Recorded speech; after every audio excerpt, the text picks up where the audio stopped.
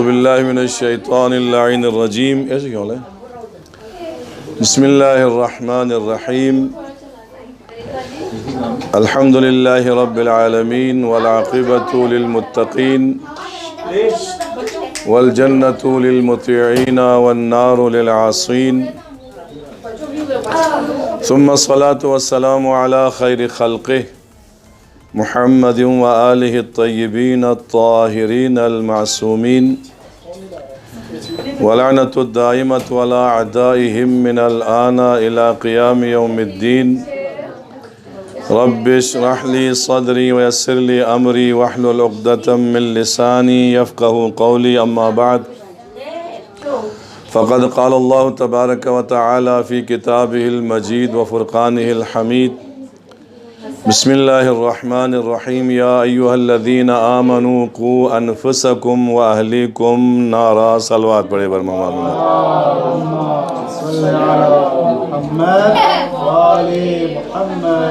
آج کا دن بہت ہی بابرکت و باسعادت دن ہے کہ آج عید غدیر ہے. ہمارے لیے سب سے بڑی عید عید غدیر ہے جہاں مولا کی ولایت کا اعلان ہوا، جہاں رسالت کے اختتام، نبوت کے ختم ہونے کے اعلان کے ساتھ ولایت اہل بیت کا اعلان ہوا. تو ہمارے لیے اگر کوئی عید ہے تو عید غدیر ہے. تو یہ عید غدیر آپ سب کو مبارک ہو.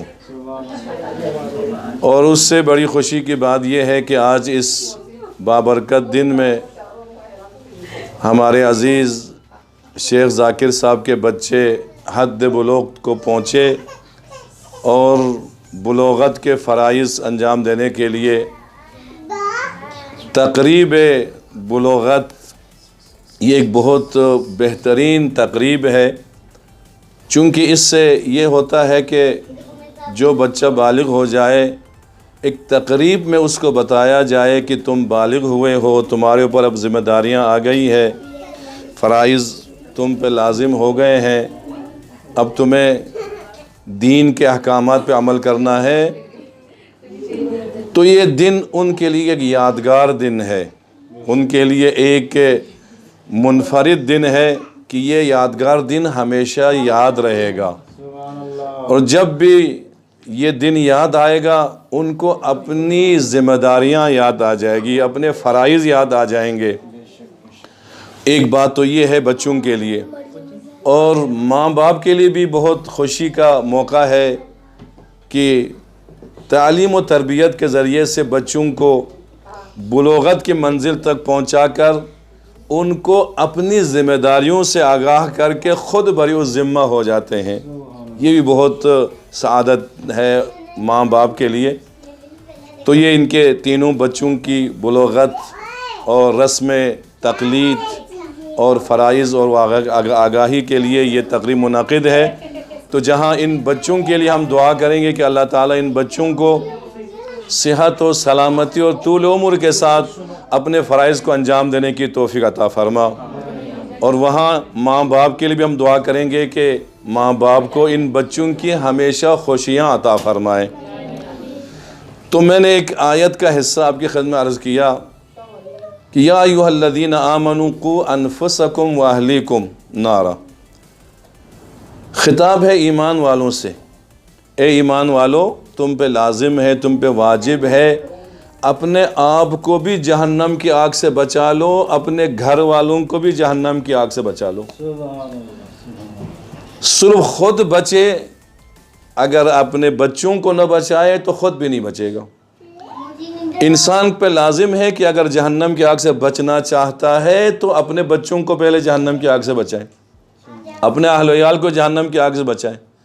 اور وہ جہنم کی آگ سے کیسے بچائیں گے؟ تعلیم و تربیت کے ذریعے سے، سیرت اہل بیت پہ عمل کرانے کے ذریعے سے. اور اپنے بچوں کو کب ہم بچا سکتے ہیں؟ جب ہم خود بچے.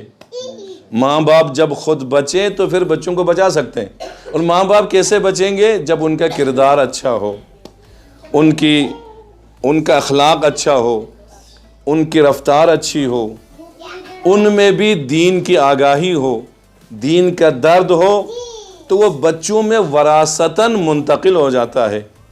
بچوں کے لیے جو آئیڈیل ہے وہ ماں باپ ہے، دن رات وہی دیکھتے رہتے ہیں، آئیڈیل ہے. کسی کے سر پہ بال ہے، کسی کے سر پہ بال نہیں ہے، وہ الگ بات، ٹھیک ہے. تو وہ انگریزی میں کھولا خاؤں سے.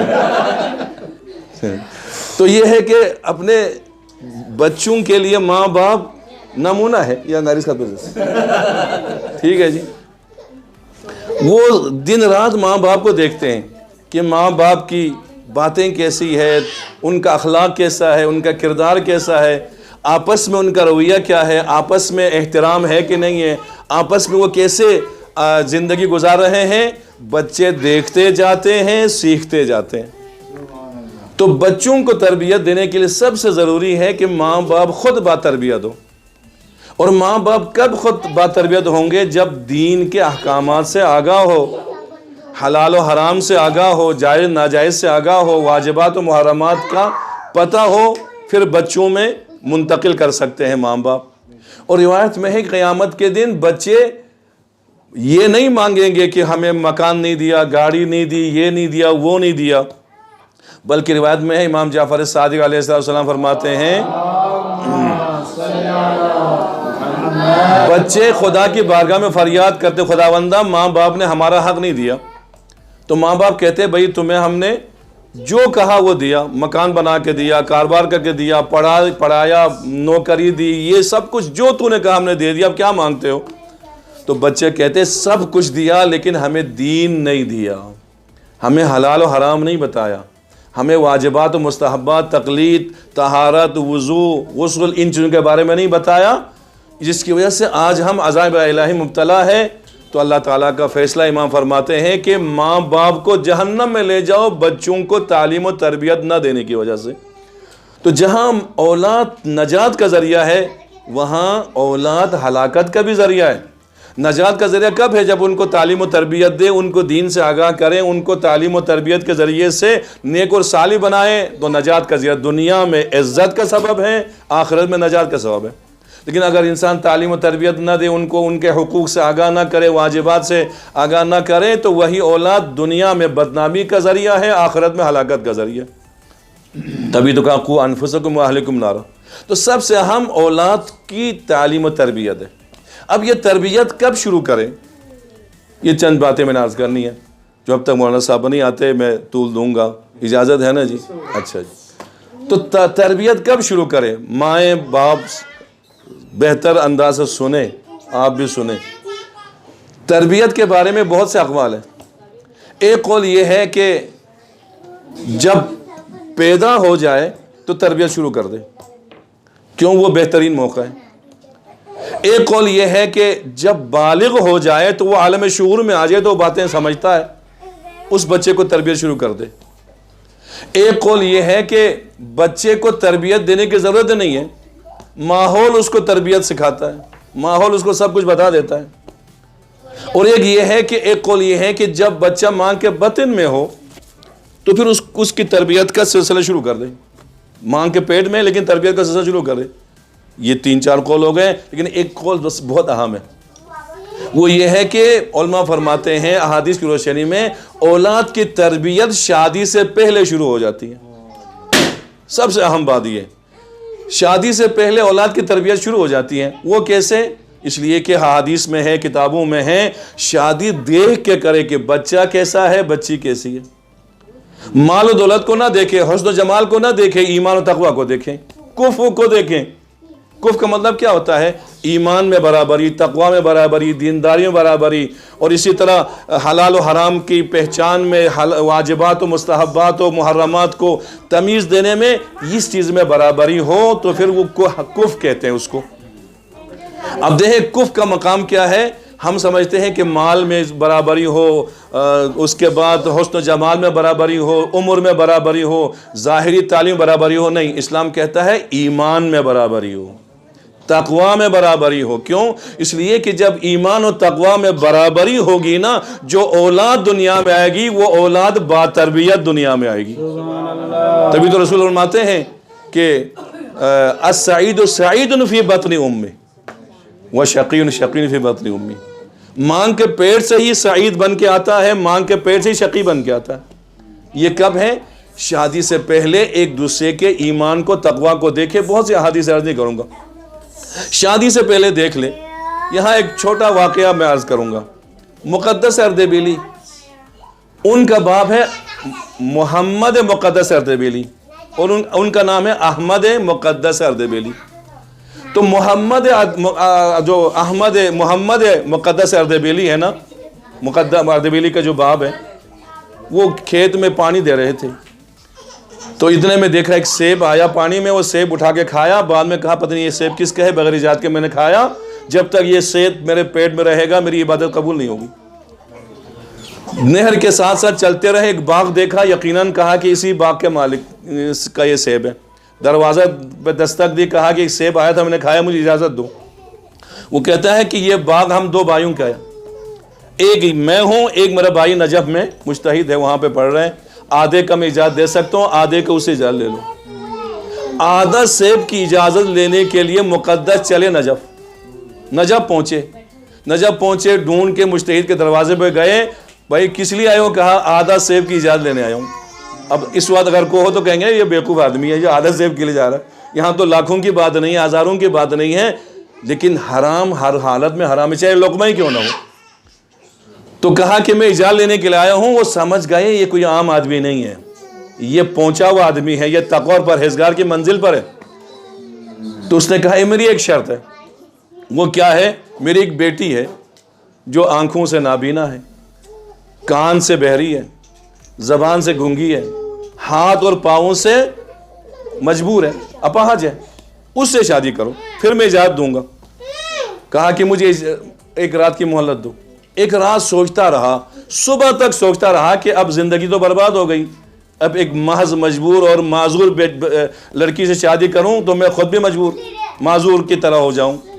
لیکن آخر کا فیصلہ یہ کیا، دنیا برباد ہوتی ہو تو ہو جائے، آخرت برباد نہ ہو جائے. اللہ جا کے کہا کہ مجھے منظور ہے. شادی ہوئی. جب شادی ہوئی تو اس کے بعد محمد مقدس اردبیلی اس عجلہ عروسی میں چلے گئے تو دیکھا وہاں ایک چاند سی لڑکی بیٹھی ہوئی ہے، حسن و جمال میں لاسانی ہے. فوراً نکل آئے، کہا میرے ساتھ دھوکہ ہوا. آپ نے کہا تھا یہ ہے، نابینا ہے، گونگی ہے، بہری ہے، یہ تو ہر باکمال عورت ہے. تو وہاں پہ آیت اللہ فرماتے ہیں میں نے گونگی اس لیے کہا کہ اس نے کبھی اپنی زبان سے ناحق بات نہیں کی، غیبت نہیں کی، گالی نہیں دی. جب بھی منہ سے بات کی ہے سچ بات کی ہے، حق بات کی ہے. بہری اس لیے کہا کہ اس نے کبھی کسی کی غیبت نہیں سنی، گانا نہیں سنا، ناحق باتیں نہیں سنی. اور نابینا اس لیے کہا کہ میری بیٹی نے زندگی میں کبھی کسی نامحرم کو نہیں دیکھا. اس ہاتھ سے معذور اس لیے کہا کہ میرے بچی کا ہاتھ کبھی کسی گناہ میں مبتلا نہیں ہوا. میری بچی اپنے پاؤں سے چل کے کبھی بازار میں گھومنے کے لیے لوگوں میں نامحرم میں نہیں گئی. اس وجہ سے میں نے کہا معذور ہے. شکر الہی بجا لاتے ہیں محمد مقدس اردبیلی. اب دیکھیں وہ اتنا مقدس کہ آدھا سیب کی اجازت کے لیے سفر کر کے چلے گئے نجف. اور بیٹی اتنی مقدسہ، اتنی پاک دامانہ کہ کبھی زندگی میں کوئی چھوٹا سا بھی گناہ نہیں کیا. اب ان دونوں کی جب شادی ہوئی، ان دونوں متقی با ایمان جوڑے سے خدا نے احمد مقدس اردبیلی عطا فرمایا.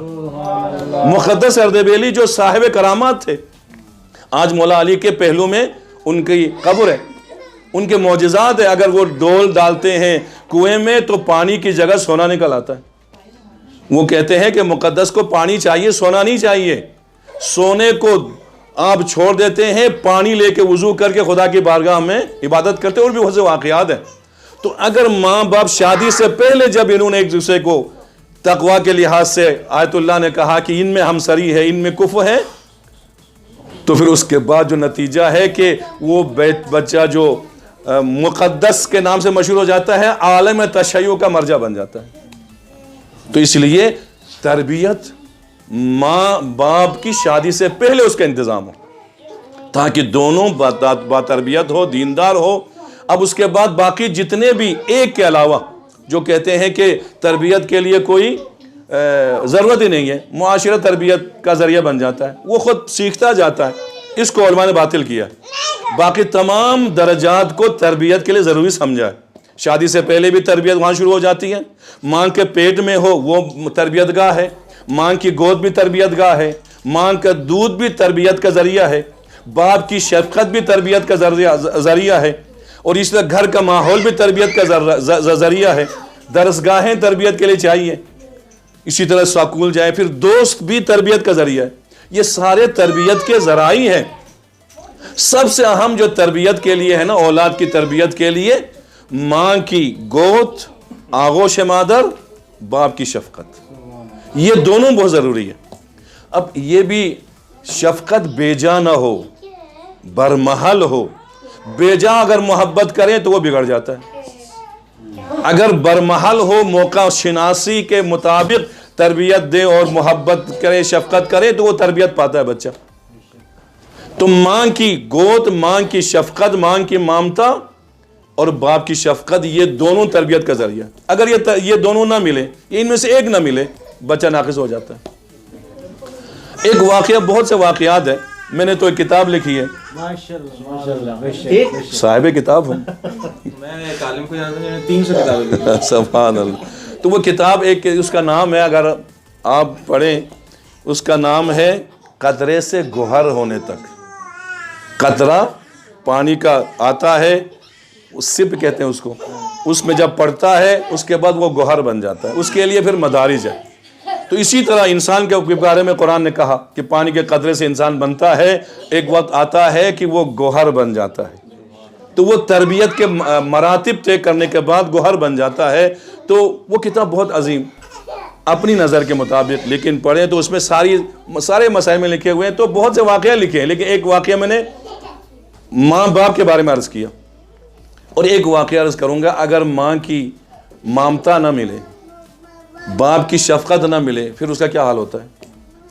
میں نے پڑھا تاریخ میں کہ عیسائیوں کا عقیدہ ہے جناب عیسیٰ کو سولی پہ چڑھایا گیا, اور جو جناب عیسیٰ کا قاتل تھا, جس نے جلاد جسے کہتے ہیں, اس کا نام حراجی تھا یا کوئی ایسا نام ہے. تو جاپان کا ایک شخص تھا دوانیچی, وہ مجسمے بہت مشہور تھا. اس کے دل میں خیال آیا کہ میں جناب عیسیٰ کا مجسمہ بناؤں. اس نے مجسمہ بنایا, لیکن جب آنکھ پہ آیا تو وہ رہ گیا کہ ایک معصومانہ آنکھ چاہیے. وہ آنکھ جس میں درد ہو, وہ آنکھ جس میں پاکیزگی ہو, وہ آنکھ جس میں طہارت ہو, وہ آنکھ چاہیے. اب وہ ڈھونڈتا رہا, صلوات پڑھے بر محمد وآل محمد. یہ جگہ تو لیں محمد شو سے نایان تھون منظرین تو سے ان کی آمد کے لیے پھر بھی بلندتر صلوات.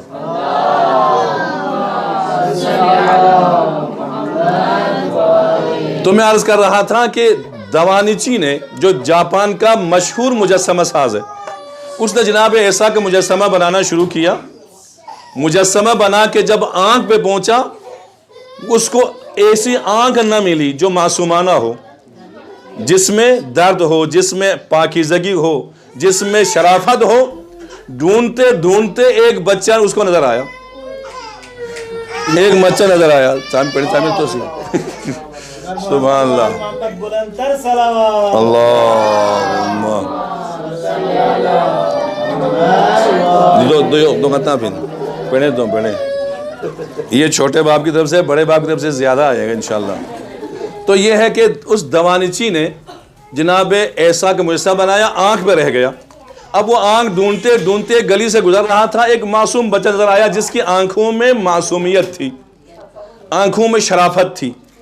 اس نے اس بچے کو مٹھائی دی, کچھ دیا, اپنی تجرگاہ میں لے گیا, تجربہ گاہ میں. وہاں اس کو بٹھایا, اس کی آنکھ کی تصویر لے لی, اور وہ مجسمہ اتنا مشہور ہوا کہ اس کو اس پہ سند مل گئی, بہت مشہور ہو گیا. اس کے بعد اس کے دل میں خیال آیا کہ جو جناب عیسیٰ کا قاتل جلاد ہے نا, حراجی, اس کی بھی تصویر بناؤں, اس کا مجسمہ بناؤں. اس کا مجسمہ بنایا, بناتے بناتے پھر آنکھ پہ آ کے رک گیا. کوئی ایسی ظالمانہ آنکھ ہو, ایسی خون بھری آنکھ ہو, شرارت بھری آنکھ ہو, ظالمانہ ہو, تاکہ پتہ چلے یہ بڑا ظالم اور جلاد انسان ہے. ڈھونڈتے ڈھونڈتے کئی دن لگ گئے, کوئی ایسی آنکھ نہیں ملی. ایک دن وہ کسی گلی سے گزر رہا تھا, وہاں 3-4 جوان آپس میں لڑ رہے تھے, ان میں سے ایک اچھل کے ایک دوسروں کو مار رہا تھا. اس نے دیکھا اس کی آنکھوں میں شرارت ہے, اس کی آنکھوں میں غضب ہے, آنکھیں سرخ ہے. اس کو کہا کہ مجھے تم سے کام ہے, میں تمہیں اتنی اجرت دوں گا. لے گیا اپنی درگاہ میں, اس کو بٹھایا, اس کی آنکھ کی تصویر لی اور اس کو پیسے دے کے جب فارغ کیا نا, جاتے ہوئے وہ مسکرانے لگا. اس نے کہا بھئی تم مسکرا کیوں رہے ہو؟ کہا کہ اس درگاہ میں پہلے بھی میں ایک مرتبہ آیا تھا, اس وقت بھی تم نے میری آنکھ کی تصویر لی تھی, آج بھی میری آنکھ کی تم نے تصویر لی, یہ کیا مسئلہ تھا؟ تو اس دوانچی نے کہا کہ پہلے تیری آنکھ میں معصومیت تھی, اب تیری آنکھ میں شرارت و ظلم و جبر ہے. یہ کیسے ہوا؟ وہ کہتا ہے کہ تم نے میری آنکھ کی تصویر لی معصومانہ, اس کے بعد کچھ دیر میرے ماں باپ میں اختلافات ہو گئے, لڑائی جھگڑا شروع ہو گئے. اسی وجہ سے روایت میں بھی ہے, علماء فرماتے ہیں ماں باپ اگر آپس میں جھگڑے تو بچوں کے سامنے نہ جھگڑیں, کسی ایسی جگہ جا کے جھگڑے جہاں وہی دونوں ہو, چاہے دوسرے کو مارے چاہے دوسرے کو برا بھلا کہیں. اگر بچوں کے سامنے ماں باپ لڑیں گے تو بچے اس سے منفی اثر لیں گے. وہ جھگڑتے رہے, آخر میں ماں باپ دونوں مجھے چھوڑ کے چلے گئے, مجھے معاشرے پہ کا حوالہ کر کے چلے گئے, بچوں کے حوالے کر کے مجھے چلے گئے. اب ان بچوں نے مجھے یہی سکھایا ہے جو تم دیکھ رہے ہو. تو اس دوانچی نے کہا یقیناً بچوں کی آنکھوں میں شرافت لائے وہی ماں باپ لا سکتے ہیں, اور بچوں کی آنکھوں میں ظلم و جبر و تشدد لائے وہ بھی ماں باپ لے آ سکتے ہیں. اگر ماں باپ تربیت دے, شفقت دے, ممتا کے ذریعے سے, آغوش کے ذریعے سے, پاک دودھ کے ذریعے سے, وہ بچہ صالح ہو جو اس کی آنکھوں میں پاک دامنی ہے, اس کی آنکھوں میں شرمایا ہے. لیکن اگر ماں باپ اپنی فکر میں رہے, تربیت نہ دیں, تو پھر کیا ہوتا ہے, وہ بچہ بگڑ جاتا ہے. تو پر بچوں کی تربیت سب سے اہم ہے. اور دوست, یہ بھی ہمیں دیکھنا چاہیے کہ دوست بھی تربیت کا ایک بہترین سبب ہے. دیکھنا چاہیے کہ بچوں کے دوست کون ہیں, کن کے ساتھ اٹھنا بیٹھنا ہے. جناب سعدی سے جب کسی نے کہا کہ آپ مجھے جانتے ہیں, تو جناب سعدی نے کہا تم اپنے دوستوں کے نام بتاؤ, میں تیرے بارے میں بتاؤں. جیسے تمہارے دوست ہیں ویسے تم ہوں گے. کیوں؟ اس لیے یہ حدیث بھی ہے, مولا علی فرماتے ہیں الناس علی دین خلیلہم, لوگ اپنے دوستوں کے دین کو اپناتے ہیں. اب یہ کوئی بغالی بن جاتا ہے, کوئی بدماش بن جاتا ہے دوستوں کی وجہ سے, نشہ دوستوں کی وجہ سے, خرابیاں دوستوں کی وجہ سے, بدماشی دوستوں کی وجہ سے. اگر دوست اچھے مل جائے تو وہ بھی اچھا ہو جاتا ہے.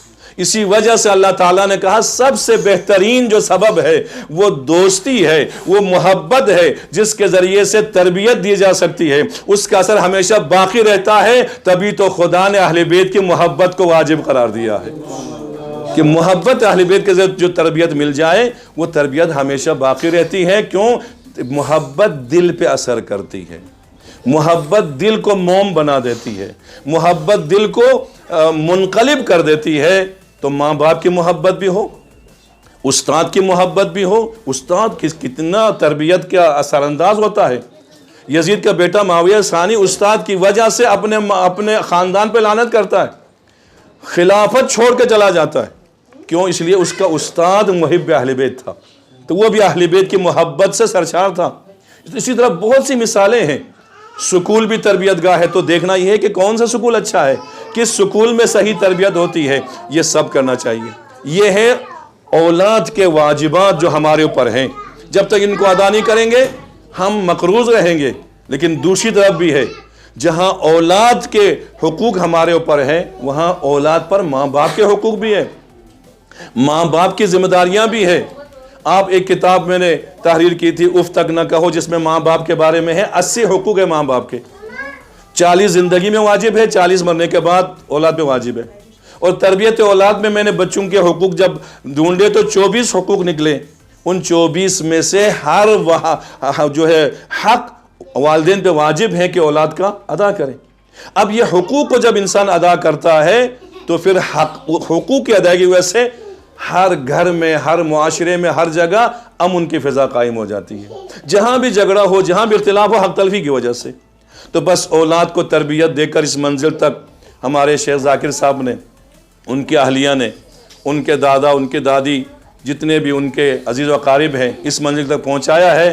تو آج ہمیں خوشی ہوتی ہے کہ اس تربیت کے نتیجے میں عالم بلوغت پہ جب یہ قدم رکھیں تو ہم اپنے بچوں کو یہ بتائیں کہ آج سے ماں باپ فارغ ہیں، تم پہ لازم ہے اپنی ذمہ داریوں کو سمجھو، اس پہ عمل کرو، آج کے بعد مجتہد کی تقلید کرو، چونکہ انسان پر سب سے پہلے جو واجب ہے نا وہ تقلید ہے، اس کے بعد پھر باقی مسائل شروع ہو جاتے ہیں، چونکہ تقلید کے بغیر فروع دین کا کوئی عمل قابل قبول ہی نہیں ہے، کیوں؟ اس لیے کہ اس عمل کا کوئی ذمہ دار ہونا چاہیے، نبی ہو تو نبی ذمہ دار ہے، نبی نہ ہو تو امام ذمہ دار ہے، امام نہ ہو تو نائب امام ذمہ دار ہے، ان کی ذمہ داری سے، تبھی تو معصوم نے فرمایا ہم حجت علیکم وانا حجت اللہ علیہم، یہ علماء، یہ مجتہدین میری طرف سے تم پہ حجت ہے، ان کی ہر بات ماننا تمہیں واجب ہے، اور میں خدا کی طرف سے ان پہ حجت ہوں، تو پس وہ ذمہ دار معین کرنا ہے آج۔ تقلید پہلے ہم پہ واجب ہے کہ تقلید کریں مجتہد عالم کی، شرائط اپنی جگہ پر ہیں، اس دور میں جو سب سے عالم مجتہد ہے جس کی ہم عموماً تقلید کرتے ہیں وہ آیت اللہ خامنائی ہے، اللہ تعالیٰ ان کو حفظ و امان میں رکھیں، باقی آیت اللہ بھی ہے، ان کا بھی سایہ ہم پہ مستدام فرمائیں، لیکن ان کی تقلید، اور تقلید کے بعد اب نماز واجب کی نیت سے پڑھنی ہے، روزہ واجب کی نیت سے جب رمضان آیا رکھنا ہے، اب محرم و نامحرم کی تمیز کرنا ہے، حلال و حرام کو سامنے رکھنا ہے، حلال کو انجام دینا ہے، حرام کو چھوڑنا ہے، مکروہات کو بھی ترک کرنا ہے، مستحبات کو انجام دینا ہے، ماں باپ کی اطاعت کرنی ہے، اپنے بہن بھائیوں کے جو حقوق ہے ان کو ادا کرنا ہے، بڑوں کا ادب و احترام کرنا ہے، چھوٹوں پہ رحم کرنا ہے، جتنے اخلاقی احکامات ہیں یا جتنے فرائض ہیں دین کے، وہ آج کے بعد آپ پہ واجب ہے کہ ماں باپ یہ واجبات سے آگاہ کر کے ظاہری طور پر عہدہ برا ہونا چاہتے ہیں، بری الذمہ ہونا چاہتے ہیں، لیکن بری الذمہ پھر بھی نہیں ہوتے، چونکہ نگرانی رکھنا آخر تک ماں باپ پہ لازم ہے۔ تو یہ ہمارے لیے سعادت ہے، ہمارے لیے خوشی ہے کہ اولاد اس منزل پہ پہنچے، اور پہنچنے کے بعد بلوغت کے ان فرائض سے آگاہ کریں، اور تقلید وغیرہ سے آگاہ کرنے کے بعد ماں باپ اپنی ذمہ داریوں سے ظاہراً عہدہ برا ہونے کا اعلان کر سکتے ہیں۔ تو میری دعا ہے کہ اللہ تعالیٰ سے کہ ذاکر صاحب کو، ان کے اہلیہ کو، مولانا صاحب کو، ان کے اہلیہ کو، جو اپنی اولاد کے لیے اس انداز سے تربیت اور تعلیم کا سلسلہ فراہم کر رہے ہیں، خرچ بھی کر رہے ہیں اور وقت بھی دے رہے ہیں، اللہ تعالیٰ ان کی ان خدمات کو اپنی بارگاہ میں قبول فرما۔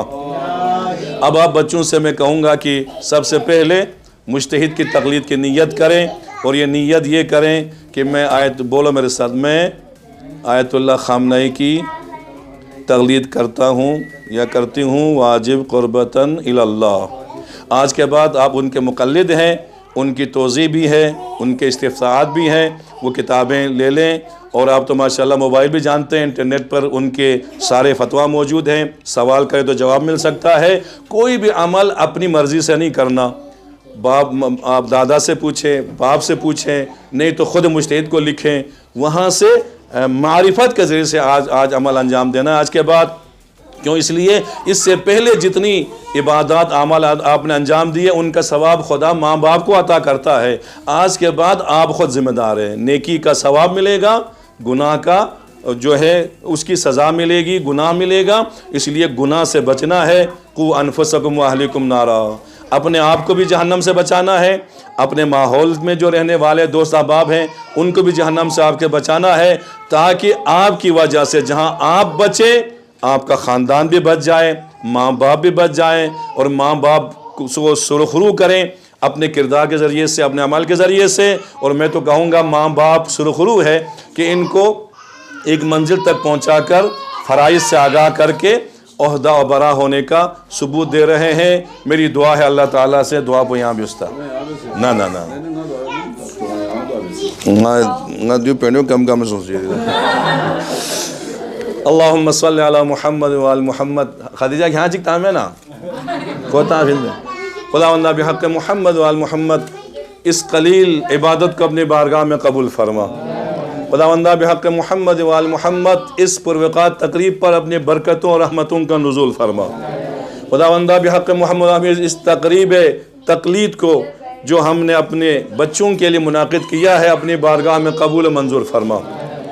اس تقریب کی برکتیں اس گھر پہ نازل فرما، اس گھر کو اس تقریب کی بدولت، ذکر اہل بیت کی بدولت، ان احادیث اور فرامین کی بدولت آباد و شاد فرما۔ ہر قسم کی پریشانیوں سے ان کو نجات عطا فرما۔ خداوندہ ان کے بچوں کو اپنی تعلیمی منزل پر کامیابی و کامرانی عطا فرما، ان کے بچوں کو نیک اور صالح قرار فرما، بچوں کو دنیا میں باعث عزت، آخرت میں باعث نجات قرار فرما۔ خداوندہ بحق محمد و آل محمد ان کے تمام حوائج شرعیہ کو پورا فرما، ان کے تمام نیک مقاصد کی تکمیل فرما۔ خداوندہ بحق محمد و آل محمد اس گھر کے سربراہ مولانا اسماعیل صاحب، ان کے اہلیہ کو صحت و سلامتی و تندرستی عطا فرما۔ خداوندہ ہر آفات و بلیات سے ان کو محفوظ فرما، ان کے دینی خدمات کو اپنی بارگاہ میں قبول فرما۔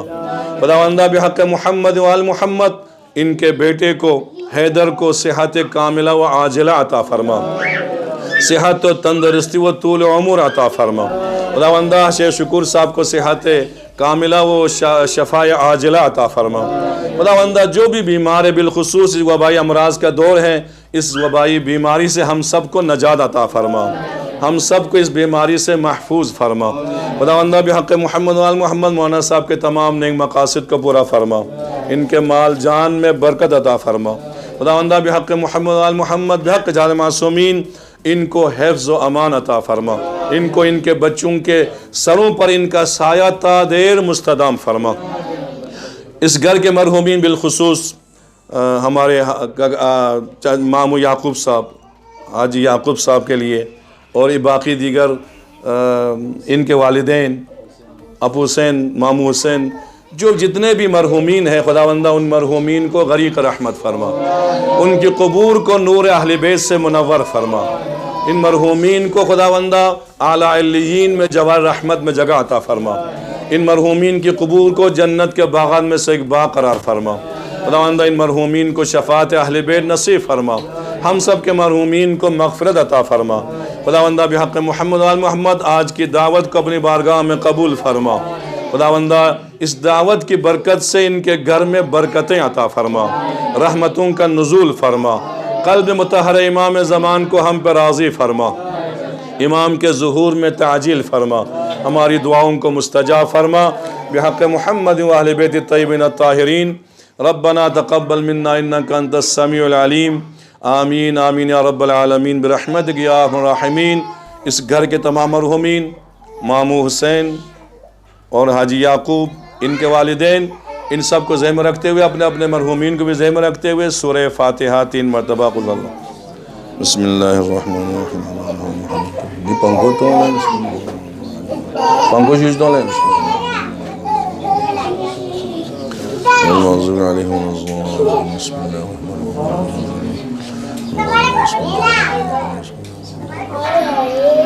بسم اللہ الرحمن